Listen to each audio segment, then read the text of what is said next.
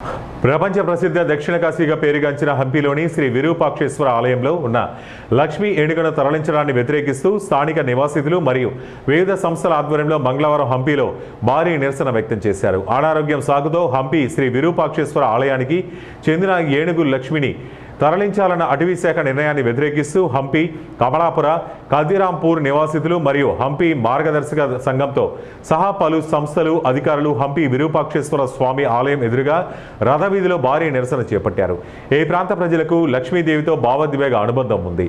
అనారోగ్యం అనే నెపంతో ఏనుగును అకస్మాత్తుగా కోలార్కు తరలించారు. అలా చేయడం సరికాదు, వారిని 3 నెలల పాటు చికిత్స కోసం తరలిస్తామని చెబుతున్నారు. ಆನೆ ನಮ್ಮ ಎಲ್ಲ ಭಕ್ತಾದಿಗಳ ಒಂದು ಸೇವೆಯನ್ನು ಮಾಡ್ತಾ ಇದ್ದೀವಿ. ಸೊ ಆನೆಗೆ ಈಗ ನಮ್ಮ ಅರಣ್ಯ ಇಲಾಖೆಯಿಂದ ಮತ್ತು ನಮಗೆ ಸರ್ಕಾರದಿಂದ ಅದನ್ನು ಟ್ರೀಟ್ಮೆಂಟ್ಗೆ ಹೆಚ್ಚುವರಿ ಟ್ರೀಟ್ಮೆಂಟ್ಗೆ ಕಳಿಸ್ಕೊಡಿ ಅಂತೇಳಿದೆ. ಅದಕ್ಕೆ ವಯಸ್ಸಾಗ್ತಾ ಇದೆ.